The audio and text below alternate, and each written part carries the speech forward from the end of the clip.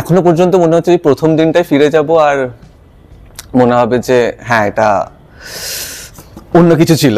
এটা এটা এরম ভাবে হচ্ছে না যেরকম ভাবে আমি ভাবছি।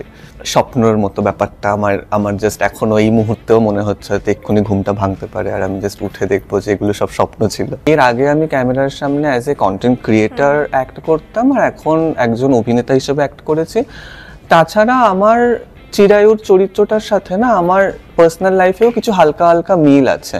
আমি এখনো বলবো সবাইকে যে আমার তো প্রথম থেকে আমার মনে হচ্ছে যে সন্দীপ্তাদি প্রচণ্ড প্রচণ্ড হয়তো গম্ভীর, প্রচণ্ড কম কথা বলবে হয়তো এরকম। আমার জন্য প্রথম মনে হয়েছিল যে না, যেটুকু আছে, যেই কমফর্ট জোনে আছি ওটাই ঠিক আছে, ওটাই ভালো। কিন্তু আমি বলবো যে দেখে মনে হয় যে এটা টাফ, কিন্তু ওর বাইরে বেরোলে, এই গন্ডিটার বাইরে বেরোলে মেবি অনেক কিছু আছে এক্সপ্লোর করার মতো। একটা লাভ লাইফ আমার এটুকুই, এর বেশি আমি আমার পার্সোনাল লাইফ নিয়ে কিছু বলবো না। মোবাইলের রিল স্ক্রোল করতে করতে যার ভিডিও দেখলে অনায়াসেই মুখে হাসি ফুটে ওঠে, আর যিনি সোশ্যাল মিডিয়ায় অত্যন্ত জনপ্রিয় আর আপনাদের সবার পছন্দের, আর আমার সঙ্গে এই মুহূর্তে যিনি রয়েছেন তিনি আর কেউ নন, তিনি হচ্ছেন নিরঞ্জন মণ্ডল ওরফে লাফটার সেন। তিনি এবার পা রাখতে চলেছেন সিনে জগতে, আর আমি আজকে রয়েছি তার সঙ্গে আড্ডায়। আমি অন্তরা, টাইমস নাও খবরে আপনাদের স্বাগত। ওয়েলকাম টু টাইমস নাও খবর। নমস্কার। বীরঙ্গনা এবার তোমাকে দেখা যাচ্ছে, প্রথম ওয়েব সিরিজ তোমার, কিরকম অভিজ্ঞতা? স্বপ্নের মতো ব্যাপারটা আমার জাস্ট এখনো এই মুহূর্তেও মনে হচ্ছে হয়তো এক্ষুনি ঘুমটা ভাঙতে পারে আর আমি জাস্ট উঠে দেখবো যে এগুলো সব স্বপ্ন ছিল। তো হ্যাঁ, এক কথায় জাস্ট স্বপ্ন সত্যি হচ্ছে।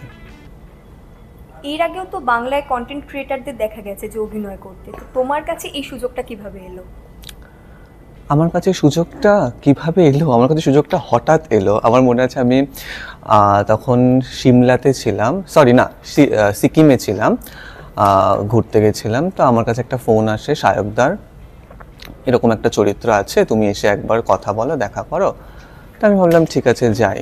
তারপর আমি যখন গেলাম, আমি যখন নির্ঝাদার সাথে বসলাম, যখন চরিত্রটার ব্যাপারে শুনলাম, আমার মনের ভিতর প্রথম প্রশ্ন ছিল যে ইজ হি শিওর যে এই চরিত্রে আমাকে এতটা বড় দায়িত্ব আমার উপর দিতে চায়।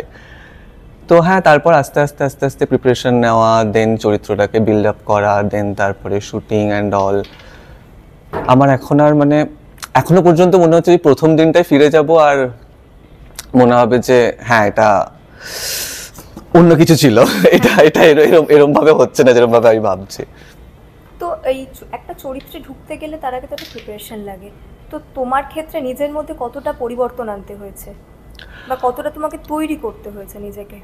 আমার মনে হয় আমার মধ্যে পরিবর্তন সেরমভাবে আনতে হয়নি, শুধু একটাই ডিফারেন্স ছিল যে এর আগে আমি ক্যামেরার সামনে as a content creator act করতাম আর এখন একজন অভিনেতা হিসেবে অ্যাক্ট করেছি। তাছাড়া আমার চিরায়ুর চরিত্রটার সাথে না আমার পার্সোনাল লাইফেও কিছু হালকা হালকা মিল আছে। তো আমার কোথাও না কোথাও গিয়ে ব্যাপারগুলো রিলেট করতে প্রচণ্ড সুবিধা হয়েছিল। তো আমি বলবো না যে আমাকে সেরমভাবে প্রচণ্ড ডিফিকাল্টির সাথে প্রচণ্ড প্রিপারেশন নিতে হয়েছে, বাট হ্যাঁ, it was something new for me, তো সেটার প্রিপারেশন তো নিতেই হয়েছে। এখানে আমরা দেখছি যে চিরায়ু, এটা একটা থ্রিলার, তো এখানে তোমার ভূমিকাটা সম্পর্কে আমাদের যদি একটু বলো। চিরায়ু একজন ফ্লোরিস্ট। চিরায়ু খুন করছে এমন মহিলাদের যাদের বিয়ে হতে যাচ্ছে, ব্যাস। এইবার এটুকু। এবার কেন চিরায়ু খুন করছে, কি কারণে খুন করছে, কিভাবে চিত্রা চিরায়ুকে ধরবে, সেগুলো তো এবার আপনারাই দেখবেন সিরিজে। সন্দীপ্তাদির সঙ্গে কাজ করে তোমার কিরকম লাগে? এটা আমি একটু আগেও বললাম যে আমি এখনো বলবো সবাইকে যে আমার তো প্রথম থেকে আমার মনে হচ্ছে যে সন্দীপ্তাদি প্রচণ্ড হয়তো গম্ভীর, প্রচণ্ড কম কথা বলবে হয়তো এরকম টাইপের। আমি প্রথম দিন দেখা হওয়ার পর থেকে আমি দেখলাম যে কমপ্লিটলি ডিফারেন্ট, সুপার ফান। আমার এক ফোঁটা কোনোদিন মনেই হয়নি যে আমি এত বড় একজন অভিনেত্রীর সাথে কাজ করছি। আমি সেই ফিলটাই করিনি কোনোদিন। আমার মনে হচ্ছে যে আমি আমার দিদির সাথে অভিনয় করছি। হ্যাঁ, তো সে সুপার ফান। আচ্ছা, আমরা তো বলি ধরো যে কমফর্ট জোন, তো সেখান থেকে নিজেকে বের করে আনা এবং এই যে তোমার এই কাজ, তো এটা কীরকম ভাবে তোমার কাছে কি মনে হয় যে একটা কমফর্ট জোন থেকে যখন আমরা বেরিয়ে কোনো কাজ করি? কমফর্ট জোন থেকে বেরিয়ে কাজ করাটা তো আমার মনে হয় সবার জন্যই উচিত। আর মানে উইথ টাইম তো সবাইকেই একটা না একটা সময় তো কমফর্ট জোন থেকে বেরিয়ে মানে ডিফারেন্ট কিছু এক্সপ্লোর করতেই হয়। অনেকের জন্য এটা ব্যাপারটা টাফ, আমার জন্য প্রথম প্রথম মনে হয়েছিল যে না, যেটুকু আছে, যেই কমফর্ট জোনে আছি ওটাই ঠিক আছে, ওটাই ভালো। কিন্তু আমি বলবো যে দেখে মনে হয় যে এটা টাফ, কিন্তু ওর বাইরে বেরোলে, এই গণ্ডিটার বাইরে বেরোলে মেবি অনেক কিছু আছে এক্সপ্লোর করার মতো। তো আমার মনে হয় যে একদমই উচিত এই গণ্ডিটার বাইরে বেরোনো, সবাইকে একবার তো চেষ্টা করাই উচিত। আচ্ছা, প্রাথমিকভাবে আমরা দেখি কি যারা হাসির কোনো ভিডিও বা যারা হাসাচ্ছে দর্শককে বা তাদের ভিডিও দেখে দর্শক হাসছেন এরকম, তো আনন্দ দেওয়া, তো তাদের ভেতরে একটা চাপা কষ্ট থাকে। তো তোমার কি এরকম কিছু?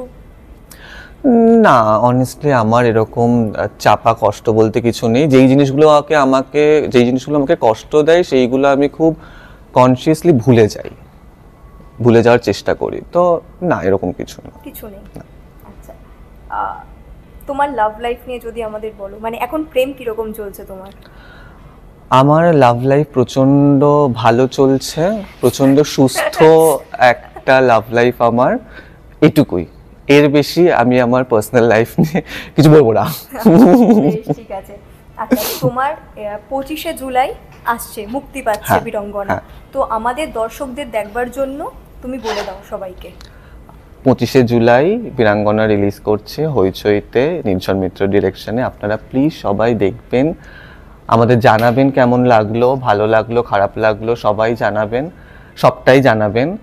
আর আমার প্রথম কাজ, আপনারা তো আমার কেরিয়ারের প্রথম থেকে আমাকে এত ভালোবাসেন, আমি অলমোস্ট আপনাদের বাড়ির ছেলে হয়ে উঠেছি এখন দাঁড়িয়ে। তো আমার মনে হয় যে আমি আশা করছি যে এটাতেও আপনারা আমার সাথে থাকবেন, আমার নতুন পদক্ষেপ। তো জানাবেন কেমন লাগলো। আমি তো দেখবই, আপনারাও কিন্তু অবশ্যই দেখবেন। আর আমরা যারা ওকে ভালোবাসি তারা সবাই দেখব। হ্যাঁ, দেখতেই হবে, জোর করে দেখাবো। Thank you.